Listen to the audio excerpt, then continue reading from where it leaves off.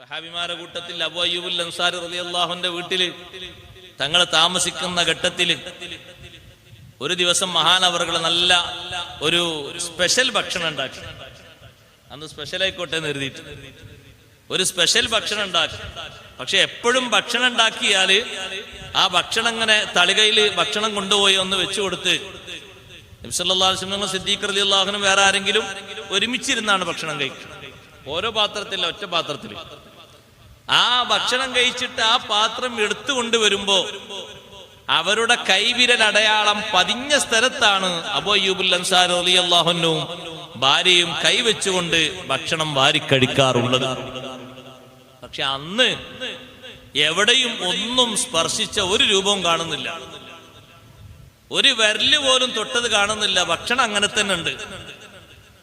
അതില് ആ ഭക്ഷണത്തില് ധാന്യങ്ങളുണ്ട്, മാംസമുണ്ട്, അതുപോലെ തന്നെ അത് പൊരിച്ചൊക്കെ ഉണ്ട്, റെഡി ആയിട്ടുണ്ട്, നല്ലൊരു ഭക്ഷണമാണ്.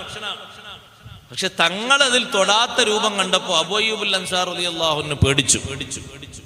മഹാനവറുകൾ വന്ന് ചോദിച്ചു, അല്ലാഹുവിന്റെ റസൂലേ, ഭക്ഷണത്തിന് എന്താണ് കുഴപ്പം? നബി സല്ലല്ലാഹു അലൈഹി വസല്ലം തങ്ങൾ പറഞ്ഞു, നല്ല ഭക്ഷണമാണ്, കുഴപ്പമൊന്നുമില്ല. പക്ഷേ എനിക്ക് ഇഷ്ടമില്ലാത്ത ഒരു സംഗതി അതിലുണ്ട്. ഞാനത് കഴിക്കുന്നത് എനിക്ക് വെറുപ്പാണ്. കാരണം മലക്കുകളോട് സംവദിക്കുന്ന ആളാണ് ഞാൻ.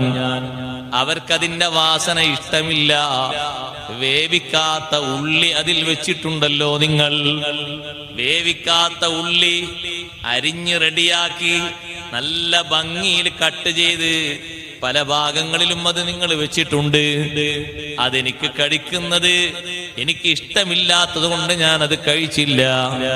അബൂ അയ്യൂബുൽ അൻസാരി റളിയല്ലാഹു അൻഹു തീരുമാനിക്കുന്നത്, ആ രീതിയിലുള്ള ഭക്ഷണം തങ്ങൾക്ക് വേണ്ടെങ്കിൽ ഇനി എന്റെ ജീവിതകാലത്ത് എനിക്കും വേണ്ട.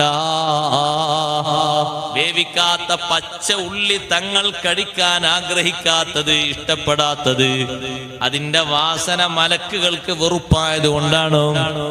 ഉള്ളി മാത്രം കഴിച്ചാല് അവരോട് സംവദിക്കാൻ ഒരു പ്രയാസം ഉണ്ട് എന്ന നിലക്ക് തങ്ങൾ ഉപേക്ഷിച്ചതാണ്.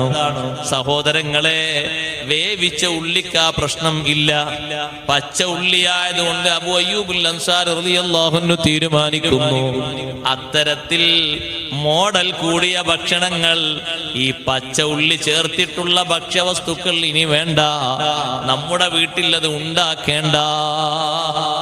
തങ്ങൾക്ക് താല്പര്യമില്ലെങ്കിൽ ആ രീതിയിലുള്ള ഭക്ഷണം വേണ്ട.